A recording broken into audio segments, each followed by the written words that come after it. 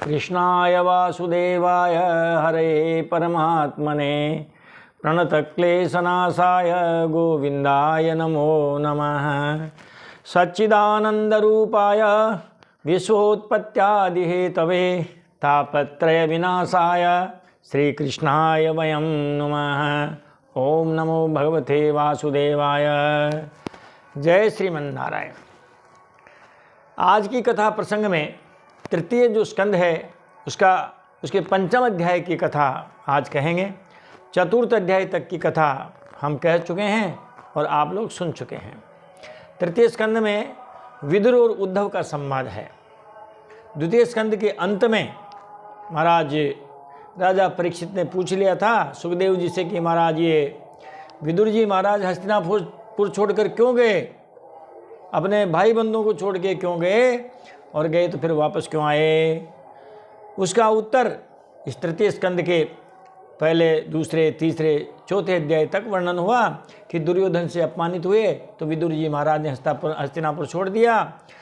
घूमते घूमते वो यहाँ अपने वृंदावन आए हैं। यहाँ उद्धव जी मिले हैं। उद्धव जी से उन्होंने भगवान के समाचार पूछे हैं। उद्धव जी ने द्वारिका के समाचार सुनाए हैं। तब तक महाभारत का युद्ध हो चुका है। महाराज युधिष्ठिर जी सार्वभौम सम्राट बन चुके हैं और इधर यदुकुल भी नष्ट हो गया है।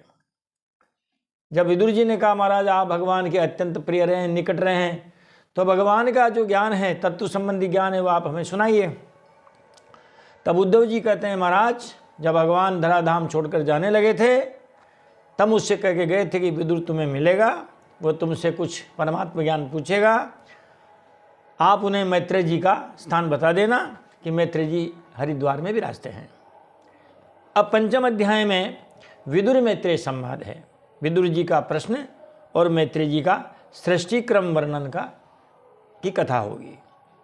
श्री शुक उवाच।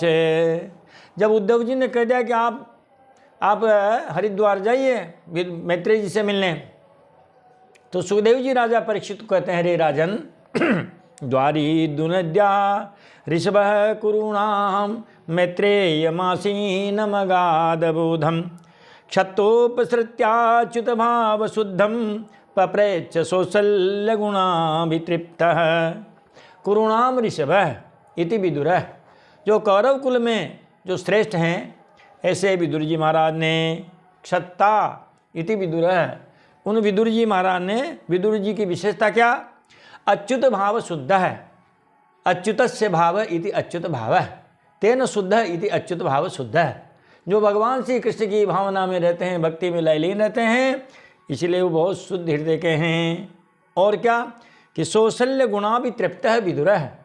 जो सुशीलता है, शालीनता है, शिष्टता है, ऐसे गुणों से भी वो तृप्त हैं।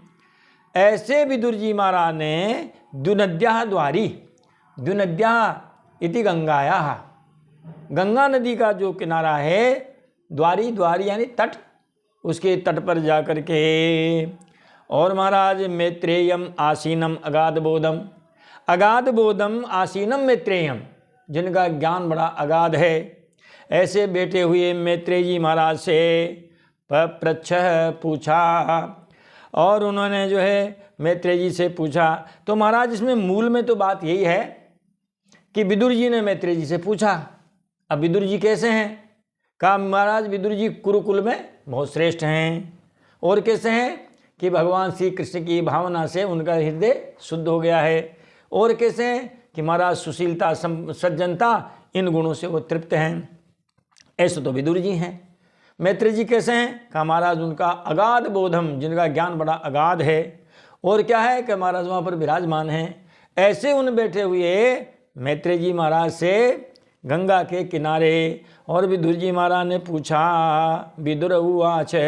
महाराज ये श्लोक बहुत अच्छा है। अगला हमें तो याद है, आप लोगों को भी याद कर लेना चाहिए। हम आपको बता रहे हैं भागवत, हमारे भैया बैठे हुए यहाँ पर गिरिराज बाबू, गिरिराज भैया, ये तृतीय स्कंद उसका 5वां अध्याय। अब 5वां अध्याय का है श्लोक नंबर 2। सबसे बढ़िया श्लोक है ये, पूरी भागवत में ही बढ़िया है ये। ज्ञान कांड चल रहा है ये, क्योंकि इसमें भक्ति भी है, ज्ञान भी है, योग विज्ञान भी है, वैराग्य भी है, सबका वर्णन है। तो महाराज ये कहते हैं कि सुखाय कर्माणि करोति लोको न तैः सुखम वा न्यदुपारमं वा विन्देत भूयस्ततएव दुःखम यदत्र युक्तम भगवान वदेत् नः। हे महाराज, पूरी दुनिया सुख के लिए काम करती है, कौन दुख के लिए करता है? गाड़ी घोड़ा खरीदता है तो सुख के लिए, मकान बनाता है सुख के लिए, बच्चे बच्ची शादी ब्याह सुख के लिए, जितने भी संसाधन जुटाता है महाराज वो सब सुख के लिए जुटाता है। लेकिन उन संसाधनों से भी व्यक्ति को सुख नहीं मिलता है। गाड़ी फर्राटे बढ़ती है, वही गाड़ी का एक्सीडेंट जब हो जाता है, गाड़ी मिस्त्री की पहुंचती है और उसमें बैठे वाले सदस्य या तो हॉस्पिटल पहुंचते हैं या फिर ऊपर पहुंच जाते हैं। तो क्या गाड़ी इसलिए ली थी हमने? सुख के लिए ली थी क्या? हमारे सभी साधनों से सुख मिलता है क्या? हमारे जितने भी घर में विद्युत के उपकरण हैं महाराज, जिनसे कई व्यक्ति गोविंदाय नमो नमः हो गए, कोई कूलर से चिपक करके मर गया, क्या कूलर इसलिए खरीदा था कि हम इससे काल कवलित हो जाएंगे, मृत्यु हो जाएगी? तो विदुर जी महाराज ने और कुछ नहीं पूछा, सबसे पहले यही पूछा कि सुखाय कर्माणि करोति लोक, लोक इति जनः, लोक इति संसार, संसार के जितने लोग हैं सब सुख के लिए काम करते हैं। न तैः सुखम वा न्यदुपारमं वा तहि इति साधनैः, उन साधनों के द्वारा सुखम न, सुख तो मिलता ही नहीं है। कई बार हमने तो ऐसा सुना देखा है महाराज कि छत के नीचे जो प्लास्टर किया जाता है, सोए हुए आदमियों के ऊपर वो छत का प्लास्टर ही गिर पड़ा, तो क्या छत का प्लास्टर इसलिए कराया था? महाराज कई बार पंखे टूट करके और करमटे पे गिर गए, करमटे फूट गए, तो क्या इसलिए लिए थे, लगाए थे पंखे? तो इसका मतलब ये कि संसार में सुख के लिए काम करते हैं लेकिन वो हमारा दुख में बदल जाता है। वो सर्दियों में मक्का बहुत अच्छी लगती है, किसी ने 10 किलो मक्का ली, सिर पर धर के लाया, महाराज थोड़ी देर में उसकी गर्दन दर्द करने लगती है, ये दुख हो गया। अब उसने उस गर्दन के दुख को मिटाने के लिए वह मक्के की जो थी 10 किलो की जो बोरी थी पोटली कंधे पे ले लिया, अब गर्दन दुखना बंद हो गया, सुख मिल गया गर्दन को। थोड़ी देर महाराज जिस कंधे पे रखी हुई कंधा दर्द करने लग गया, अब उसको दूसरे कंधे पे लिया तो पहले कंधे को सुख मिल गया, लेकिन फिर इसको भी धीरे धीरे दुख हो गया। इसका मतलब यह है कि महाराज दुख को टाला नहीं जा सकता। बरसात हो रही है, छत्ता लेके निकले हैं, अब ठीक है बरसात से तो हमें मुक्ति मिली है, सुख मिला है, भीगे नहीं है, मगर जब छत्ता हाथ में पकड़े रहे तो महाराज जब हाथ ही दर्द करने लग गया, एक का सुख हुआ तो वापस दुख आ गया। तो इन्होंने कहा कि न तई सुखम, उन साधनों से सुख मिलता ही नहीं, वो तो क्षणिक सुख है, स्थायी सुख नहीं है। वान्यद उपारमं वा वान्यत न उपारमं, वान्यत इति दुखम, दुख दूर होता नहीं और सुख मिलता नहीं। विन्देत भूयस्ततएव दुःखम, महाराज फिर उनसे दुख मिलता है। यदत्र युक्तम भगवान वदेत् नः, महाराज इस विषय में अगर कोई आप जानकारी रखते हो तो महाराज आप हमें जानकारी बताइए। मैत्रेय जी महाराज इनका जवाब देते हैं, साधु पृष्ठम त्वया साधो लोकान साध्वनुगृह्णता कीर्तिम वितन्वता लोके आत्मनो दोक्षजात्मनः। कहते हैं हे विदुर जी महाराज, त्वया साधु पृष्ठम, हे साधो, हे साधु स्वभाव के विदुर जी महाराज, आपने बहुत अच्छी बात पूछी है।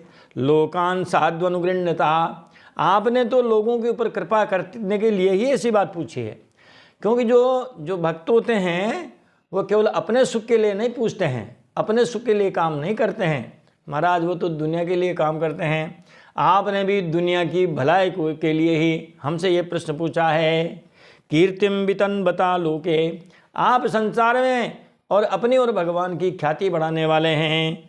आत्मनो दोक्षजात्मनः, आप भगवान में ही मन लगाने वाले हैं, आपका इस संसार में बहुत ही सुयश फैलेगा। तो महाराज अब सुनिए, सोहम नृणाम क्षुल्ल सुखाय दुःखम महद्गतानां विरमाय तस्य प्रवर्तये भागवतं पुराणं यदाह साक्षात् भगवान् ऋषिभ्यः।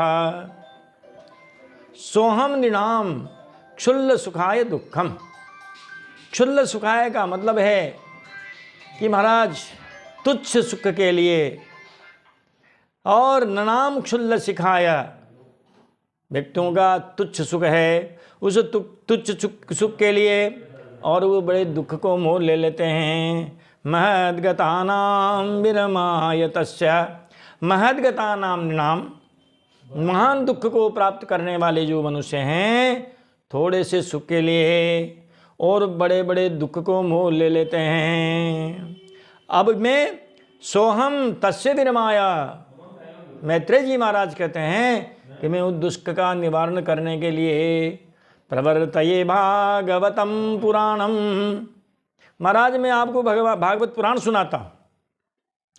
श्रीमद् भागवत पुराण सुनने से महाराज दुखों का अंत हो जाता है। यदा साक्षात भगवान ऋषिभ्यः, इस भागवत महापुराण को साक्षात भगवान ने ऋषियों को सुनाया था। कौन ऋषि? सनकादि ऋषि। सनकादि ऋषियों को भगवान श्री नारायण ने सुनाया था। वही कथा मैं आपको सुनाता हूँ। उन्हीं भागवत कथा के सुनने से दुखों का आत्यंतिक नाश हो जाता है। हमें तो रामचरितमानस याद आती है। महाराज जी दुनिया में क्या क्या है, बालकांड में लिख दिया गोस्वामी तुलसीदास जी ने।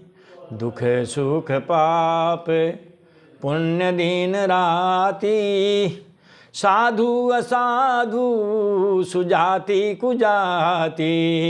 दुख सुख पाप पुण्य दीन राति, साधु असाधु सुजाति कुजाति।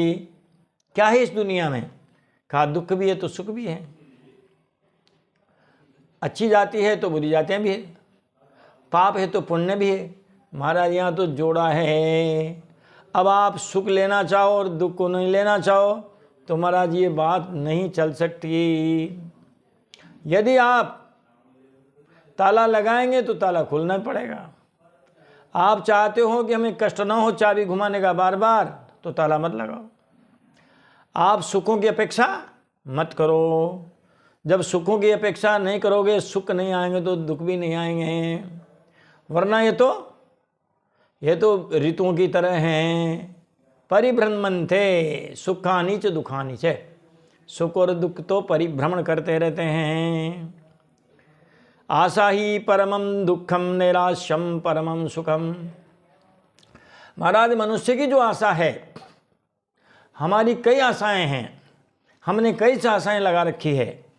इसलिए महाराज ये आशाएं ही जब पूरी नहीं होती तो महाराज ये बड़े दुख का कारण होता है। तो क्या करें कि आशा एक राम जी से दूजी आशा छोड़ दे, आशा एक राम जी से दूजी आशा छोड़ दे, नाता एक राम जी से दूजा नाता छोड़ दे। साधु संग राम रंग अंग अंग रंगिए, जाही विधि राखे राम ताई विधि रहिए। सीताराम सीताराम सीताराम कहिए, जाही विधि राखे राम ताई विधि रहिए। ये कहा महाराज मैत्रेय जी ने। कहते हैं यश मूढ़ तमो लोके यश बुद्धे परम गतः, ताव भो सुख में देते क्लिश्यत्यंतरितो जनाः। कहा इस दुनिया में दो ही व्यक्ति सुखी रह सकते हैं। यश्च मूढ़ तमो लोके, इस संसार में जो महान मूर्ख हैं, मूर्खाति मूर्ख, कहते हैं वो भी सुखी है क्योंकि उसको ज्ञान ही नहीं है, इसीलिए उसको कोई ज्ञान नहीं, इसलिए महाराज वो भी बड़े आनंद से रहता है। अरे यश्च बुद्धि परम गतः, अथवा जो मन बुद्धि के भी ऊपर चले गए परमहंस, महाराज वो भी सुखी हैं। और बीच के जो आप और हम जैसे हैं, इनको महाराज ये जो दुख है बार बार परेशान करता ही रहता है। मूर्ख की परिभाषा विद्वानों दिए महाराज। मूर्ख त्वं सुलभम भजस्व कुमते, मूर्खस्य चाष्टौ गुणा, निश्चिंतो बहुभोजनोति मुखरो नक्तंदिवा स्वप्न भाग। कार्य विवेक शक्ति रहित मानापमाने समः, प्रायेणामय वर्जित दृढ़वपु मूर्खो सुखम जीवति। मूर्खो सुखम जीवति, मूर्ख महाराज सुखपूर्वक जीता है। कहते हैं हे मनुष्यों, आप सब मूर्खता का सेवन कीजिए। होंगे कोई हास्य रस के कवि, क्योंकि जब तक कोई उटपटांग बात नहीं कहेंगे तब तक हंसी आएगी कैसे। आप गीता पढ़ो, उपनिषद पढ़ो, हैं, देखिए हंसी आएगी क्या?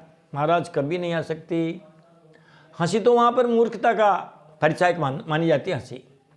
मैंने कहा महाराज मूर्खत्वम, मूर्खता तो बड़े आनंद की बात है। भजस्व कुमते, लेकिन संबोधि ना कुमते, हे दुर्बुद्धिशाली आप मूर्खता का सेवन कीजिए, क्योंकि मूर्ख ही सुख से रहता है। पहला गुण अष्टौ गुणा, मूर्खस्य अष्टौ गुणा, मूर्ख के 8 गुण हैं। यह सब और के लिए तो अवगुण है, लेकिन मूर्ख के लिए गुण है। नंबर 1 निश्चिंतः, निश्चिंत है। कोई मरो कोई बचो, कोई खाओ पियो, कोई नहीं खाओ पियो, उनको कोई मतलब नहीं, निश्चिंत। फिर बहुभोजन, जब निश्चिंत रहेगा महाराज तो भोजन प्रसादी भी खूब डट के करेगा। फिर अतिमुख रहे, कहीं बैठ गए तो महाराज बातों में पीछे क्यों हटने वाले, खूब बातें करेंगे। नक्तन दिवा स्वप्न भाग, महाराज वो तो दिन रात सोएगा वो तो महाराज, कहीं को जो चिंता करेंगे। देखो चिंता करने वालों को भूख भी नहीं लगेगी, भोजन नहीं होंगे तो नींद भी नहीं आएगी। निश्चिंत होते ही बहुभोजन है, पर बहुभोजन होते अतिमुख है। जब पेट में महाराज भोजन रहेगा तो बातें आएगी सही। जिसके पेट में भोजन नहीं, आँख में नींद नहीं, उसको कैसे बातें आ सकते हैं। नक्तन निवास स्वप्न भाग, कार्य विवेक शक्ति रहित है। क्या किम कर्तव्यम किम न कर्तव्यम, क्या करना चाहिए क्या नहीं करना चाहिए, ऐसा कोई भी शक्ति विचार उनके पास नहीं है। मानापमाने समः, महाराज कोई फूलों की माला पहनाओ, कोई जूतों की माला पहनाओ, सब में बराबर हैं, मान और अपमान में बराबर हैं। प्राणायामय वर्जित है, महाराज जब ऐसा व्यक्ति होगा तो उसको बीमारी क्यों होगी। जब बीमारी नहीं होगी तो दृढ़ वपु, वह मजबूत शरीर वाला होगा। मूर्खो सुखम जीवति, ऐसा मूर्ख सुखपूर्वक जीता है। भागवत जी का तो श्लोक है कि यश्च मूढ़ तमो लोके यश्च बुद्धे परम गतः तावभो सुख मेधेते क्लिश्यन्ति अंतरितो जना। जो बीच वाले हैं ना वो दुपत हैं, या तो मूर्खाति मूर्ख है या फिर परमहंस है, ये दोनों सुखी रहते हैं। और भगवान के भजन में ही आनंद व सुख है। लो 1-2 चौपाई और सुना देते हैं, हमें चौपाई बहुत अच्छी लगती है। राम जी महाराज का जब अवतार हुआ, दशरथ जी महाराज ने अपने गुरु वशिष्ठ जी को बुलाया कि महाराज इनका आप जो भी आपने मन में देख रखा हो, विचार रखा हो, इनका महाराज नाम कीजिए। तो वशिष्ठ जी महाराज कहते हैं जो आनंदे सिंधु सुख राशि सी करते त्रयी लोक सुपासी। जो आनंद सिंधु सुख राशि सी करते त्रयी लोक सुपासी। बताओ, आनंद के सिंधु हैं भगवान श्री राम। सुख राशि, सुख की राशि यानी ढेर, जहाँ कभी दुख फटक नहीं सकता। सी करते त्रयी लोक सुपासी। सीकर का मतलब होता है जल बिंदु। जल बिंदु भी मतलब बिंदु का भी कण। जैसे हमने अंगुली में पानी लिया और उस अंगुली को इस तरह यूँ झटकार दिया, तब उस एक बूंद की भी कई बूंदें हो जाएगी। महाराज उस कई बूंदों में से एक बूंद के बराबर भी यदि उनका सुख मिलता है, आनंद मिलता है, तो कहते हैं त्रैलोक सुपासी, तीनों लोगों को प्रसन्न कर देते हैं। सो सुख धाम राम यश नामा अखिल लोकदायक विश्रामा। सो सुख धाम राम यश नामा सकल लोकदायक विश्रामा। कहते हैं जो सुख के धाम हैं महाराज, उन्हीं का नाम राम है। अखिल लोकदायक विश्रामा, संपूर्ण संसार को कहते हैं विश्राम देने वाले होते हैं, विश्राम देने वाले हैं।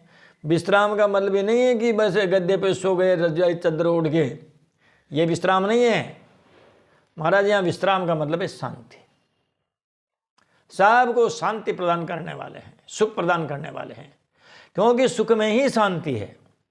हमारी भगवत गीता कहती है अशांतस्य कुतः सुखम। महाराज जो मनुष्य अशांत है उसको सुख कैसे मिल सकता है? अरे जिसके पास दूध ही नहीं है वो दही कहाँ से प्राप्त कर सकता है? इसीलिए पहले क्या है, पहले महाराज शांति आती है तब सुख आता है, और जब सुख आता है तब संपत्ति का उपभोग होता है। इसीलिए देखो आप आरती जब बोलते हैं जय जगदीश हरे तो कहते हैं सुख संपत्ति घर आवे। इसका मतलब पहले सुख आवे बाद में संपत्ति आए। संपत्ति आ गई और सुख नहीं आया तो जहाँ बड़ी बड़ी संपत्तिशाली हैं उनके घर में बड़े बड़े कलह हैं, बड़ी बड़ी असाध्य बीमारियां हैं महाराज, खा नहीं सकते, सो नहीं सकते। बताओ, तो पहले सुख आवे और सुख के बाद में फिर संपत्ति आवे। तो यदि सुख लेना हो तो फिर शांति चाहिए, शांति चाहिए तो कहते हैं भगवान श्री राम के चरणों में, भगवान श्री कृष्ण जी के चरणों में, जिनके जो इष्ट देव हैं उनके चरणों में भैया आपका मन लगा दीजिए, शांति मिलेगी, सुख मिलेगा। कहते हैं बिनु संतोष न काम न साही, काम अछति सुखी सपने हुनाही। ये चौपाई उत्तरकांड की है। जब तक आपके हृदय में कामना रहेगी, कामना का बीज रहेगा, महाराज उसको कई कई विचार रूपी पानी दे दे करके हम उसको बढ़ाते रहेंगे। और जब तक काम है तब तक सुख नहीं है। बिनु संतोष, संतोष के बिना कामना नष्ट हो ही नहीं सकती। बिनु संतोष न काम न साही, काम अछत सुखी सपने हुनाही। काम अछत सुखी सपने हुनाही, बिनु संतोष न काम न साही। संतोष के बिना कामना नष्ट नहीं हो सकती। और यदि कामना आपके हृदय में अक्षत है, अक्षत का मतलब अक्षत यानी हमेशा बनी रहती है, कभी नष्ट नहीं होती, तो सुख की बात करना बेमानी है। सपने सुख नाही, सपने में भी सुख नहीं हो सकता। तो कामना को कौन नष्ट करेगा? कहते हैं महाराज कामना को संतोष नष्ट करेगा। जब तक संतोष नहीं, उदित अगस्त्य पंथ जल सोखा, जिमि लोभ ही सो सही संतोषा। किष्किंधा कांड, महाराज वर्षा ऋतु के वर्णन में कहते हैं अगस्त्य ऋषि का तारा उदय हो गया, रास्तों का कीचड़ उसने सोख लिया। वैसे ही जैसे संतोष कामनाओं को, लोभ तृष्णा को सोख लेता है। तो इस प्रकार महाराज भागवत जी में लिखा हुआ है कि आपका जब तक आशा है तब तक सुख का मिलना मुश्किल है। आशा होगी तो कामनाएं पूरी होगी। कामनाओं के जो साधन हैं वो महाराज सुख भी देंगे और दुख भी देते हैं। अति से अति प्रिय भी जो कोई वस्तु हो, देख लो आप, कभी आपका फ्रिज ठंडा पानी पिलाता है, खराब होने दो उसको। अब आपके सिर पर 3 सलवट पड़ जाएंगे, रे यार ये खराब हो गया, इसको दिखाना पड़ेगा। मिस्त्री के पास गए, उसने आपको मीठी गोली दे दी, चलो बाबूजी मैं आ रहा हूँ। अब वो नहीं आया साहब, 2-3 घंटे नहीं आया, 10 घंटे नहीं आया, वो तो मर्जी का मालिक है। अब दुख हो गया, अब फ़ोन लगा रहे हैं, उससे झगड़ा हो गया महाराज।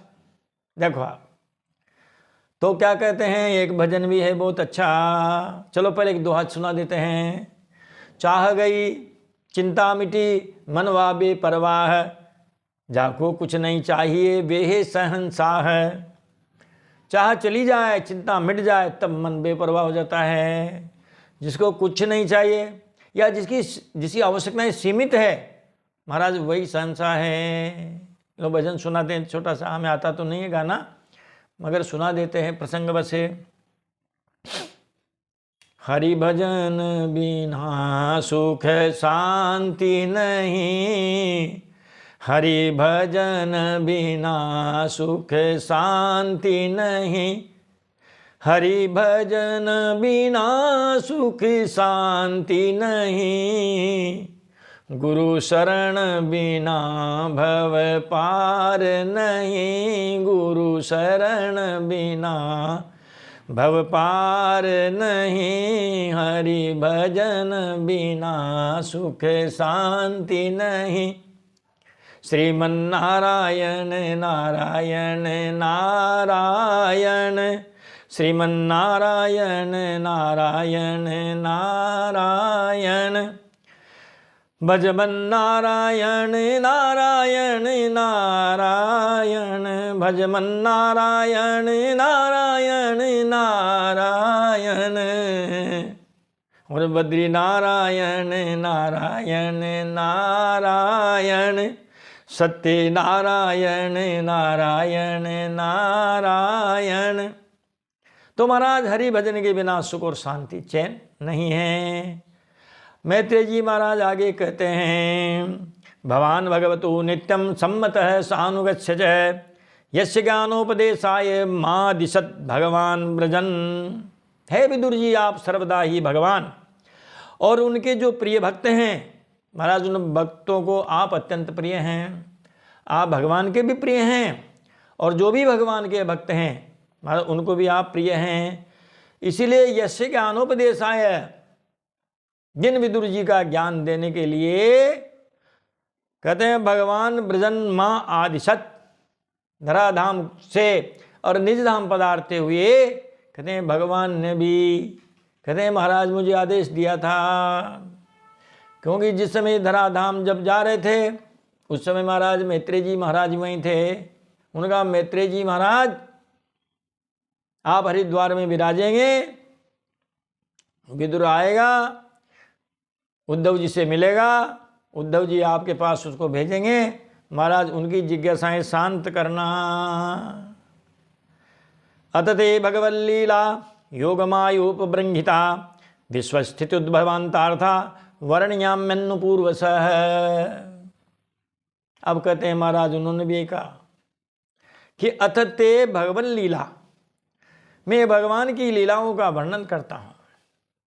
जो योग मायोपबृंहिता भगवन लीला, योग माया के द्वारा जो विस्तारित हुई जो भगवान की लीलाएं हैं वो लीला कथा में आपसे क्रमशः वर्णन करता हूं। और उसके साथ ही साथ विश्व स्थिति उद्भव अंतार्था, जो विश्व की उत्पत्ति है, स्थिति है और प्रलय है, उन भगवान ने जगत की उत्पत्ति स्थिति और प्रलय के लिए ही योग माया के द्वारा कहते हैं अनेक अनेक जो है अवतारों को धारण किया और अवतारों को धारण करके उन्होंने कई लीलाएं की है। हे विदुर जी महाराज, अब मैं आपको उनकी लीलाओं का वर्णन करता हूँ।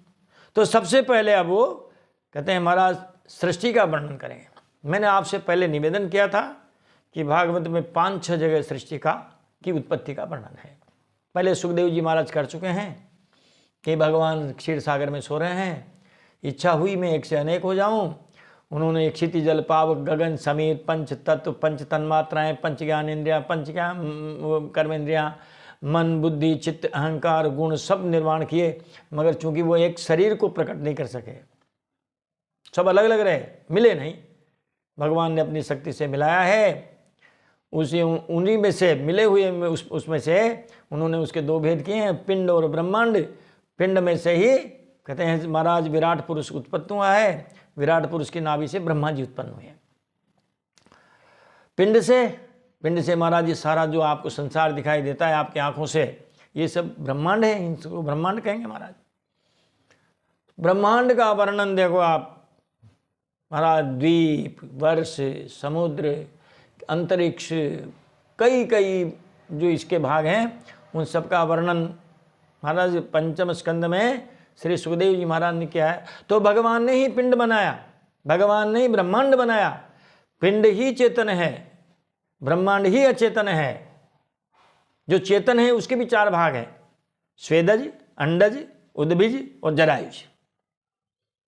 महाराज स्वेदज वह आप और हम हैं जो माँ के गर्भ में से थैली में आते हैं, माँ का दूध पीते हैं, ये सब जरायुज हैं।